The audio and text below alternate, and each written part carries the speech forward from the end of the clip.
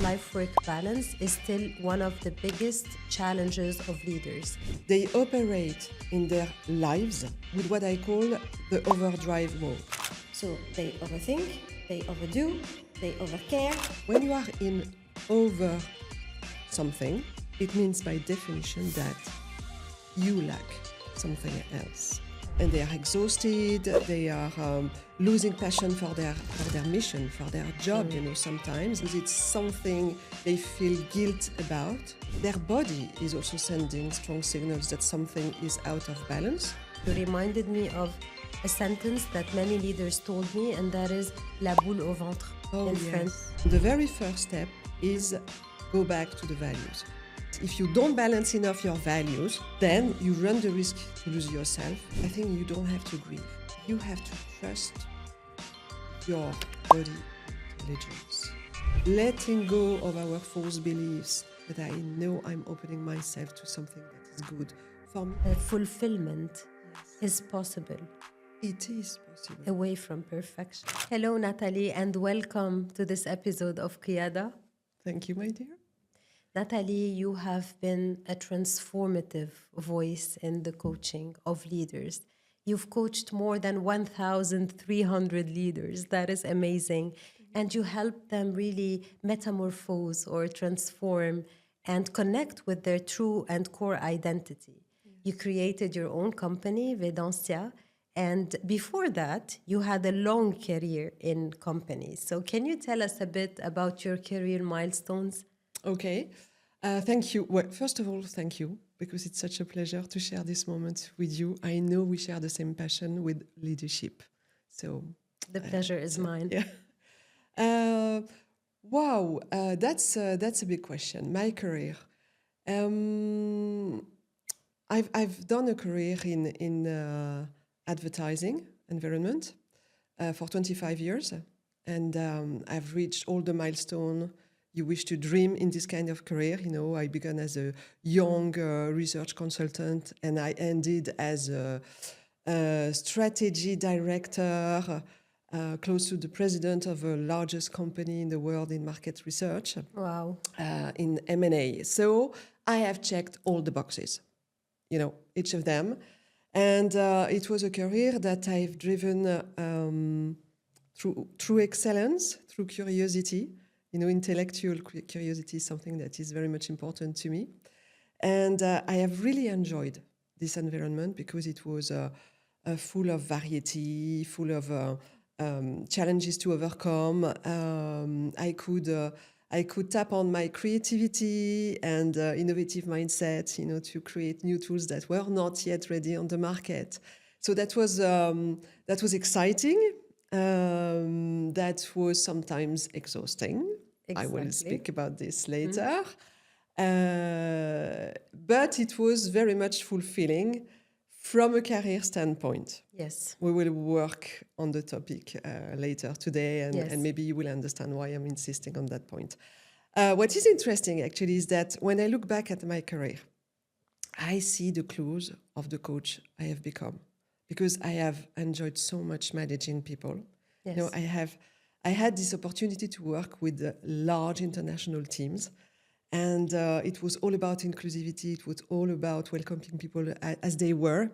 And I was really driven with this idea of helping them grow, in their job and be fulfilled in their job. And this is what I'm doing in my mission as a coach. I help the leaders to be fulfilled in their job and to grow, self-enhance themselves, and create a career that is meaningful to them. And that was what I tried to do with my teams. And the second clue is more about what I was working on, because I was studying from a theoretical standpoint the influence of values and emotions on advertising. And guess what I'm doing a lot with my clients? Probably you know this. Yes. It's helping them anchor and ground them in their values and really be okay with their emotions. And we will again speak about emotions later. Wow. And the third point was about efficiency. efficiency is one of my biggest values, and yet still a lot these days. And I was managing my teams and creating these innovative tools in market research with this intention to create more space for my teams so that they can learn, they can grow, and they can have time with their families, quality time with their close relatives. And this work-life balance is one of the biggest topics I'm addressing with my clients very often.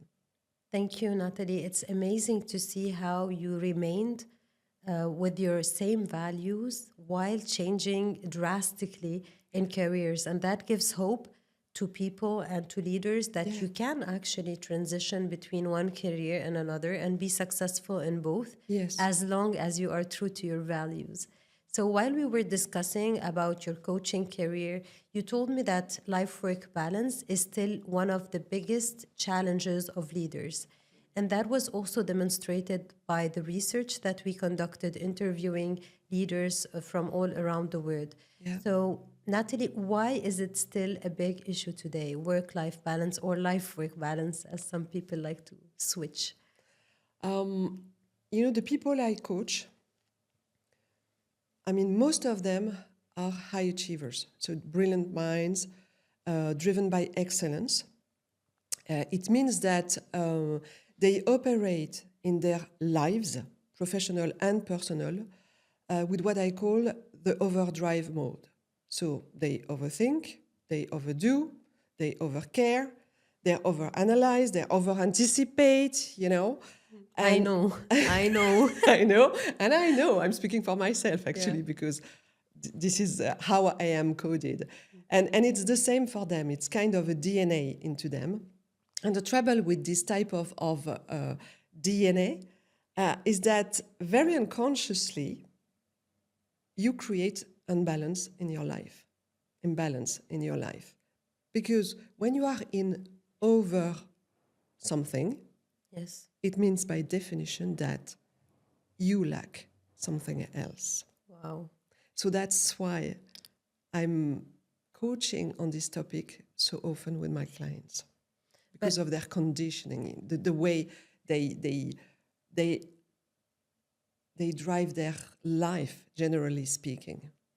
Interesting. So you talked about balance. So Yes. what is balance? Yeah. And how do you know that someone is off this balance? Yeah, very interesting question. So the balance, the way it is addressed when people come to me, it's really about work-life balance. So I'm working hard, I don't have enough quality time with my people, with my close relatives, and they are exhausted, they are losing passion for their mission, for their job, sometimes. So they have this awareness that something has to change so that they can fulfill themselves in their jobs and in their personal lives. So it's painful for them, and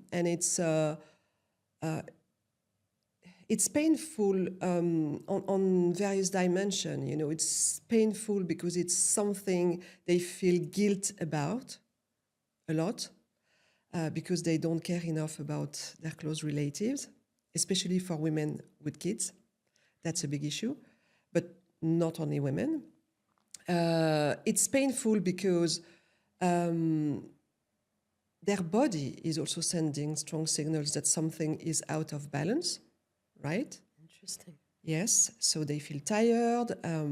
They may have, mind fog, overweight on the shoulders, knots in the belly, feeling they can't breathe enough, right?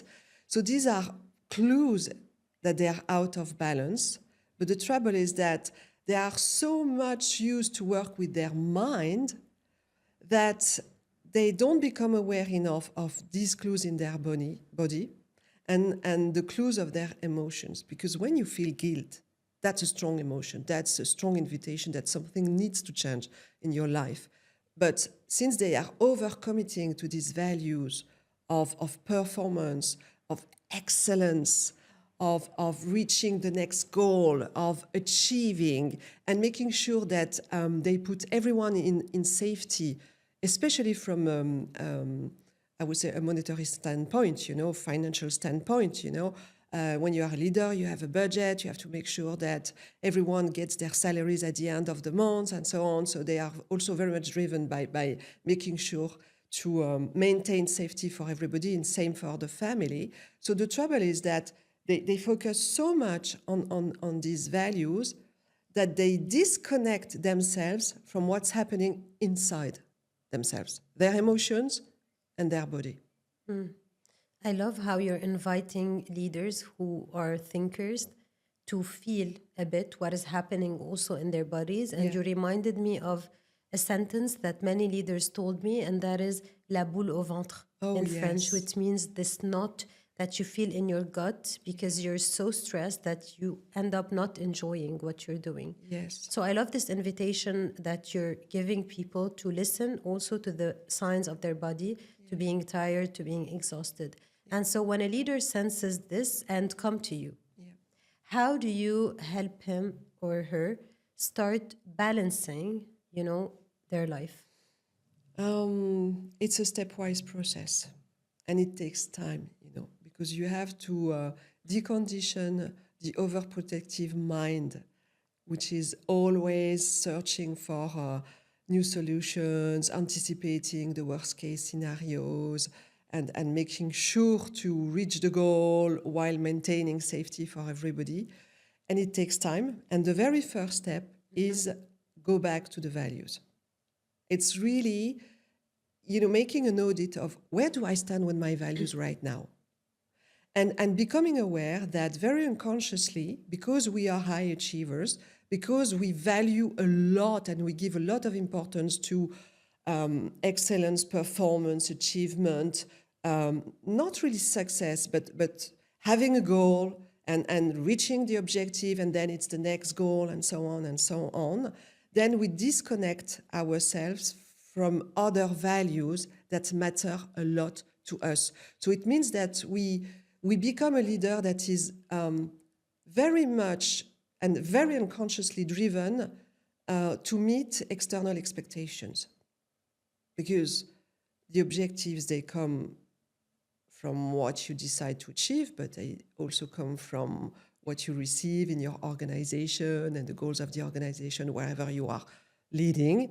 And the trouble is that if you don't balance enough your values and you don't become aware that it's important to maintain this balance, then you run the risk to lose yourself, because it's not you as you are who is taking the driver's seat, but more you as you think you should be who is taking the driver's seat. And that creates profound imbalance.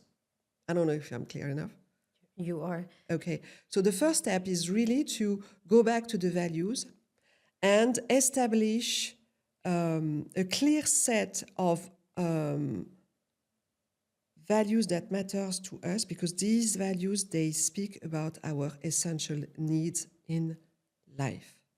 And make sure that we balance these values with freedom, with family, with self-care, with self-growth, with humanism kind of values. And once it's done, there's a second step in this thinking about values and grounding ourselves in our values, is to acknowledge that there's no need to overemphasize excellence, performance, and so on, just because you are coded that way.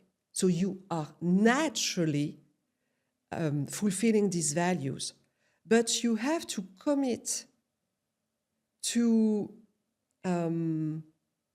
embody the other type of values in your life.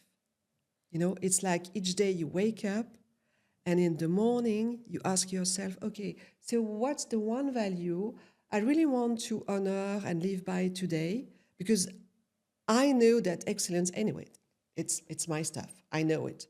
But today, I choose to embody this value. So for me today, coming to your podcast, it was all about the freedom to be myself. And my English is not perfect, and that's fine. It is perfect. Natalie, you are indeed here not only because you're a reference and you're famous and you've coached so many people, but because I have tested and witnessed the efficacy of the methods that you are using to help people. And I was really shocked when you talked about values because I had a PhD, and I've never heard of the word values in my whole life. And I've never had somebody to help me do this internal digging into finding really what truly matters for you. So this is a need today, I think, for leaders. And I remember when we did this exercise, you said that these values are not constant over time. No. So please tell us more about how we revise our values to be aligned as function of time, of life phases, and so on. Some of our values, they remain consistent. Like I said, if you are very much into performance, achieving, and finding solutions and so on, well, they remain the same all along your life. You know, it's you as you are.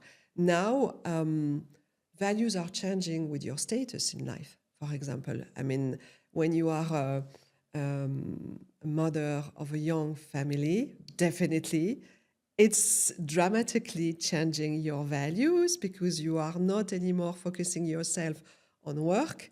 Suddenly, you have to take care of your kids and make sure they feel good and they grow well and so on, So I would say that obviously how the family is changing is definitely impacting our values.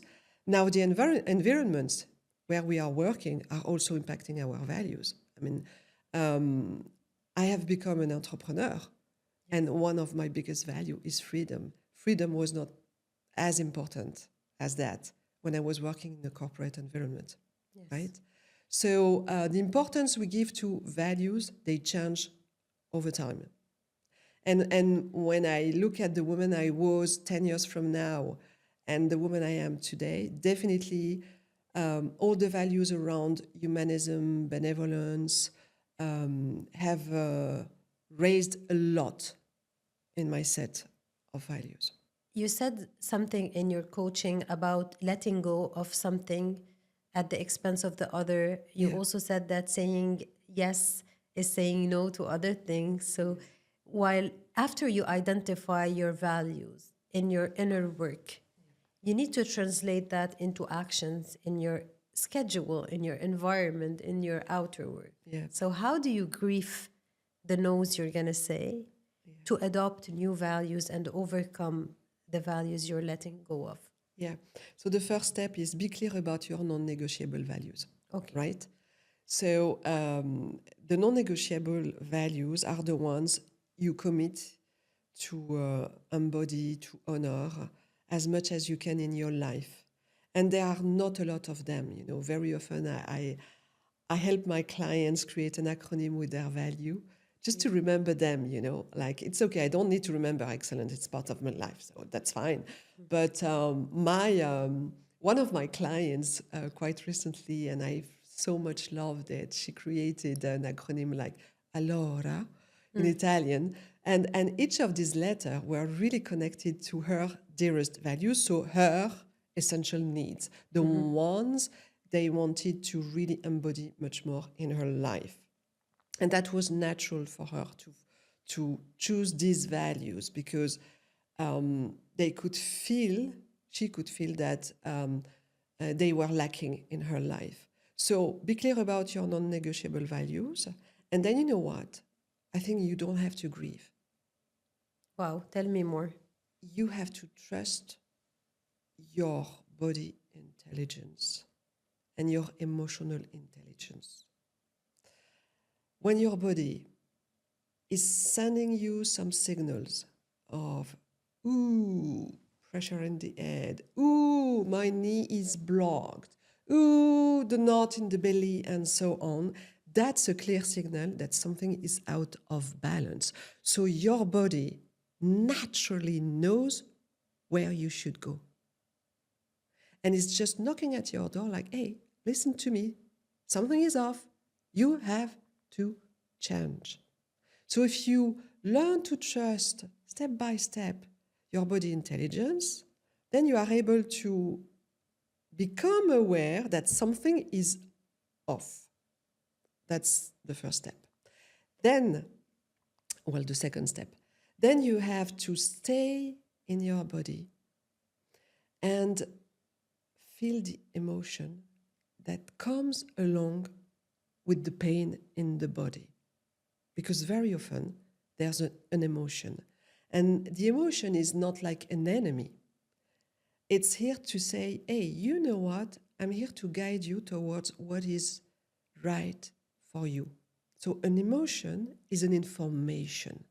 The emotion is here to tell you, oh, this is the need that is not fulfilled. So I feel anger, I feel disappointment, maybe I feel sadness or boring, whatever it is. But the emotion, if you engage the conversation with the emotion, it's a part of yourself who is very much aware that, hey, there's an important need you are not fulfilling right now. Please listen to me, and I will guide you. That's, I would say, the three natural steps. Then there's a fourth one, because usually what's happening is okay, I have my set of value. Now, I acknowledge what's happening in my body, so something is off. So then I listen to my emotions. My emotions are telling me, oh, I have a need. Well, the need is actually connected to one of these biggest values I'm not embodying right now. Then here comes the overprotective mind. Like, oh my gosh, you want to change something? You want to let go of this value and embody more that value. And the what I call the hamster in your mind is just running wild with all the good reasons not to make the change. And these reasons, they are beliefs.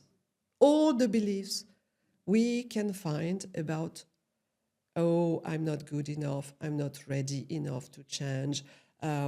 If I change, I may lose this, and you are stuck in this hamster wheel that is, because it's trying to protect you from failure, preventing you to make the change that is needed. So this highlights more the importance of coaching, which was mentioned by many leaders to be a very important step in their careers, because there is someone that can see if you're stuck in a loop and help you overcome it. And it was one of the most powerful tools to reach senior leadership positions. So Nathalie, after doing this internal check, to Yes. check your values, and especially be able to distinguish what is really what you want versus what society or your biases or your limiting beliefs are telling you to adopt, then you do this inner work, and then you will try to do it in your everyday life. Yes. Now, most of the people, most of the leaders, they are in a situation where they are caregivers, whether for children, for aging parents, whether you are in a difficult position in your life. So concretely, how do we do when we are in this situation trying to maintain balance? Oh, that's a very interesting question. And it's funny because it's a question I've addressed last week in a group session. So Wow. it's very much connected to my reality at the moment in coaching. I'd say that when we are, I was speaking about the hamster wheel, Yes. right? So when you are in the hamster wheel, what's happening with all these beliefs that pop up in your mind? All that's happening is that very unconsciously you think in binary mode. It's Yes, like I either confirm. this or that. And the trouble with thinking in binary mode is that it's an impossible equation to solve. I take an example. So last week I had this brilliant woman with me, and she was asking the question. I'm a young mom. I'm a young mom, and I want to take care of my children, but I'm also passionate, and I'm passionate with my job, and I'm so curious, so I want to keep on learning, Yes. and I want to to involve myself so deeply in everything I do for my job. And I don't know how to do it. I don't know how to be the mother and how to be this passionate woman I am in my function right now, in my remit, in my job. And I said to her, like it's like in this movie of the Le Parrain movie, Yes. when there's this quote that says, "Go to the mattress, go to the mattress." Well, my answer was, go to your values, Okay. especially your non-negotiable values, and take a moment to identify the one value that is not enough respected right now in your life, the one that you don't enough embody, with lots of compassion, no judgment. I always remind them, please don't judge yourself, we are human beings. And from that place, if you look at your situation through the eyes of this value, then the magic operates. And instead of looking at it's either option A, but that doesn't work, because if I focus too much on my job, I'm a bad mother, or it's option B, and if I focus too much on my kids, well, I put at risk my career. Because you choose to look at this situation through the lens of, I don't know, maybe it's freedom for this woman. Mine would certainly be love. If I had to look at the situation through the lens of love, then your mind is releasing control, and suddenly you have this C option that, pops up in your mind, like it's a little bit maybe of A and B with a twist of something else that brings magic, and then you create the C option that is the solution. And I don't know if I'm clear enough, but that's working pretty well, because it's helping to reassure the self-protective mind that is running wild to prevent you from failure, rejection, and disappointment of other people, right? So it's a stepwise process. Each day you choose to, for example, I choose to come back to love and to look at any situation through the lens of love. And suddenly my energy is shifting and I'm not anymore in this inner struggle. I love the mindset shift that you're suggesting from the I have to do this with all the negativity that it comes with to I'm doing this out of love for my job and for my family. And framing this way in your mindset makes you behave in a different way that makes you happier and more balanced in your choices. Yes. And I'm sorry to interrupt you, but then the idea, because again, when you are high achiever, you are used to achieve a milestone very fast and build your career, with big milestone to reach. So it's kind of a default mode that is, it has to happen in one day, like poo. yes. That's not true. The reality is that in order for you to change your habit and the habit becomes a lasting one, you have to do it step by step with tiny actions each day that lean toward the direction. So it's not from one day, I feel unsettled, and I don't know how to care of my kids and be passionate at work. It's through the lens of love. Okay, I know this is where I want to go. So today, that's the action I commit to do, the tiny action I commit to do, because I know this is helping me to achieve this change. I remember very well the day that in one of your coaching sessions, you asked me to make a plan for 5 years and 10 years and to do small action each day. And it was literally the first time in my whole life that I actually thought about what's coming next. And it was very revealing because, as you said, by taking small actions and small KPIs every day without being binary, being positive and open, you literally reach your goal in 5 or 10 years. And that is a very strategic thinking framework that you've installed in your way of coaching. Thank you, my dear. So, Nathalie, I know that the way you coach also comes from a personal story Yeah. of where you literally burned out. Yep. So, can you tell us more about the breaking point? Because you always said that sometimes life forces you to slow down. Yes. If I'm speaking about high achievers and the overdrive mode and being so much committed to succeed in whatever you are doing, is because this is the woman I was really in my previous career. And my previous career has lasted 25 years. So I've been this kind of Wonder Woman.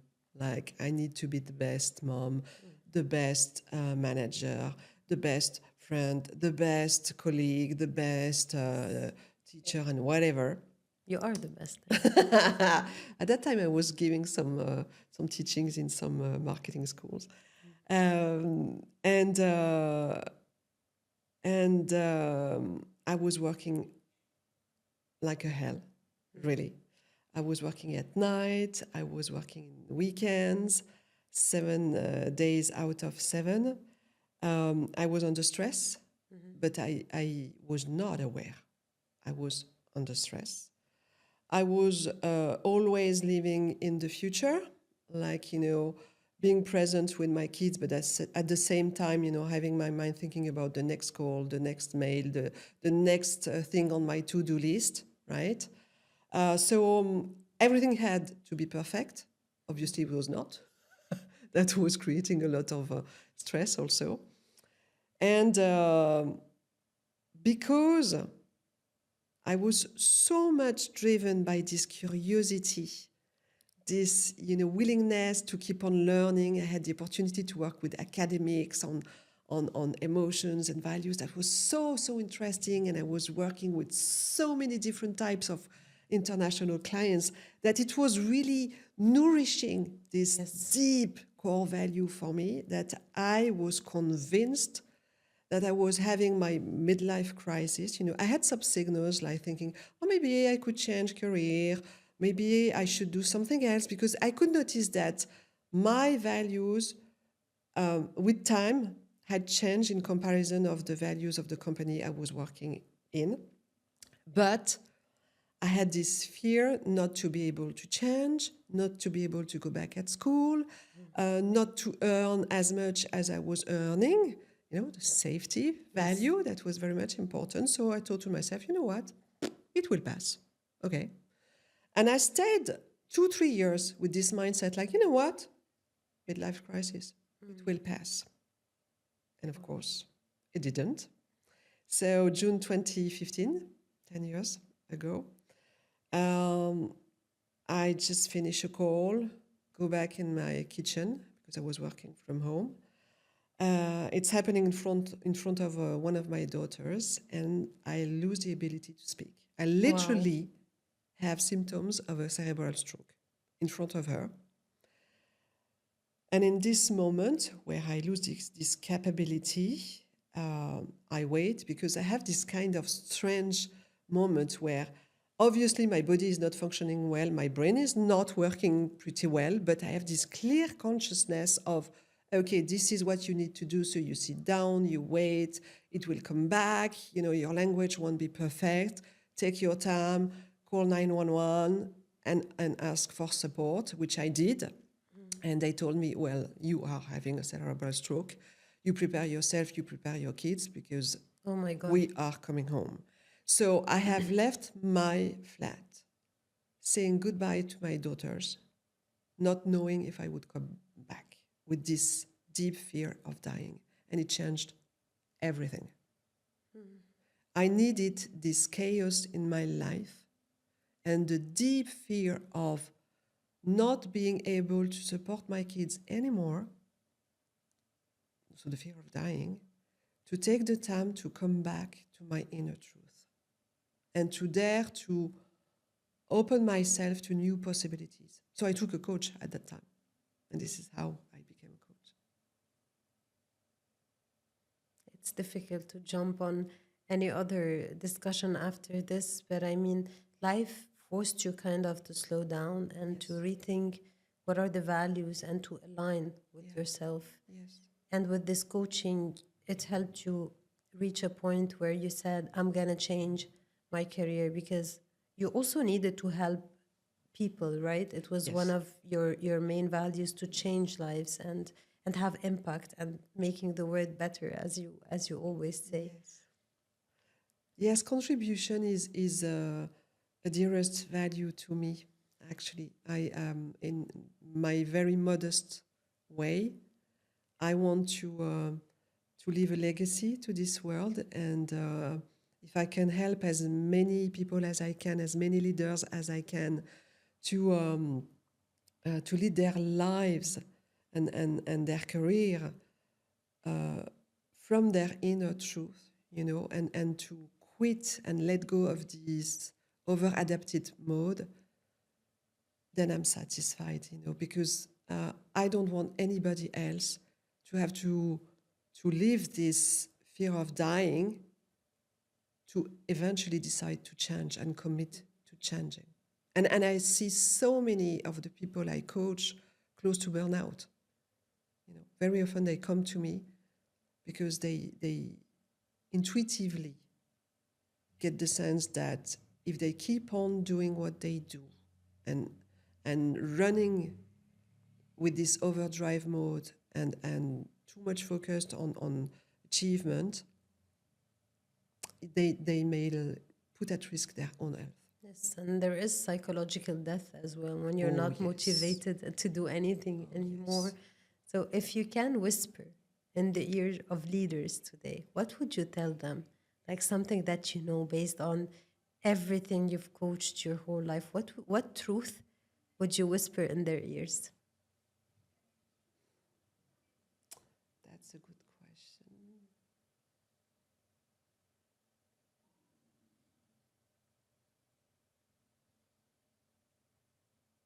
Actually, I would love to ask them a question. Go ahead. I would love to have them imagine their lives as a leader and as a human being 3 to 5 years from now. And taking the time to journal, this is my life. This is where I am. This is what I'm doing. This is the people I am working with and my family. So this is where we live. This is what where we go on holidays and anything that comes to their mind. That's the first stage. And then really taking the time to journal, okay, who have you become in 3 years from now? To create this reality, this perfect life, this not perfect life, to create this balanced life. Yes. This life that is so fulfilling to you. This life where you get the sense that each morning when you wake up, there's a new day with so many possibilities for you to contribute in your unique way to the world. Well, to create that life, you have become another version of yourself. And I would encourage them to write down this new version of themselves, the qualities of this person, and then to make it a reality from now on. And to commit each day, okay, today I'm bringing the energy of this version of myself in my life right now. Because if I can see this for my future, it means it's already in me right now. Amazing.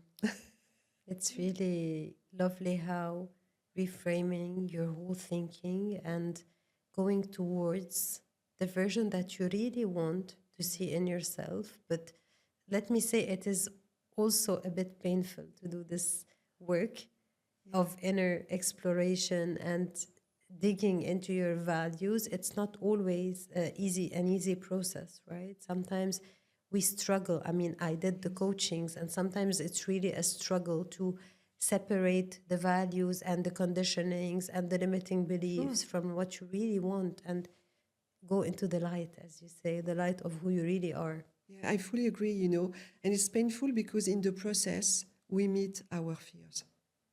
So we meet the fear of rejection, we meet the fear of failure, we meet the fear of disappointing others, and you know, feeling fear is painful, but the transformation comes with our capability to stay with these very uncomfortable emotions, because they are always here to remind us that we have disconnected ourselves from who we are and our inner truth, right? So it looks painful because very often the people I coach are so much in their mind that coming back into their body and giving themselves the permission to feel their emotions in the body is a real pain, actually. It's really painful. But the magic really happens when you are able to remind yourself that, okay, I'm feeling this right now, but I know this is guiding me towards my truth, right? And this is making the process simpler and less painful. And also, because it's a strong belief of me, I believe that we are supported. Life Big L is always supporting us in one way. So letting go of our false beliefs and you know, in the core of what we experience when we are in the middle of a fear, you know, having this deep trust that whatever the worst case scenario I'm imagining right now when I'm connecting to my fear, I'm thinking about, I know that I trust that life will support me. And I don't know yet, so I have to let go of control. But I know I'm opening myself to something that is good for me and for everyone involved. Thank you so much for reminding us that to trust life, that life only wants us to be better, to evolve, to grow, and to make ourselves better and our relationship to others better. So, Natalie, you've been coaching leaders, affirmed leaders, but according to the research we conducted, there are some target audience which are the future leaders, which are MBA students or people who are in this transition, and mostly coaching is very expensive and not very accessible to people and especially to women with all the financial injustices. So today, what are you doing to make it more accessible? Because I know you've been preparing a very nice program. Can you tell us a bit more about it? Yes, and it's true that one of my intention on the long term is to make sure that all that I have integrated in my life, I can teach it to as many people as I can. You know, I have this big dream of 10,000s of people coached with me. And actually, I have this self-leadership program, which I love. It's not that it's prepared. I've been running this program for 4 years now. Yes. And you know this for an organization that is really dear to my heart. And my heart. Yes, I know we do share this. And this self-leadership program, which is made of 7 sessions to reconnect step by step to our inner truth and become more assertive as a leader, but also more confident and a leader that is driven from a place of I am a not. I should. This is exactly what I do in this program. And actually, I'm opening the program. It's an international program, but I'm opening the program to anybody who's interested to join it. And the more we are, the more it's possible for me to decrease the cost, the investment for the program. So it's one of my biggest dreams, actually, to make this program available to as many as people possible. That's the first point. And second one is I'm writing a book. Wow. Yeah, and it's something that is it's a dream I have in my heart for so many years, and this is the year. So I'm actually in the writing process, and that's another way for me to offer this philosophy of life. That's the way I love to speak about it to as many people as I can. Well, thank you for democratizing coaching knowledge and making it accessible for everyone. Yeah. And I think that making your dream happen is very linked to making other people's dream happen by being more confident and achieving their goals. So I wish you the very best. And I hope you do reach your 10,000 coaching leaders and way, way more. Thank you so much. And I wish you lots of success with your podcast. It's a fantastic idea. I love it. It was a pleasure having you today, Nathalie. You are really the master of shifting mindset towards growth and well-being. And I loved how you corrected perfect with balanced, because your invitation and your message today clearly says happiness and balance and how do you say it? Fulfillment is possible. It is possible. Away from perfection. Away from perfection, definitely. Thank you so much for offering me this space. It was a pleasure. It was a pleasure having you, Nathalie. Welcome. Thank you.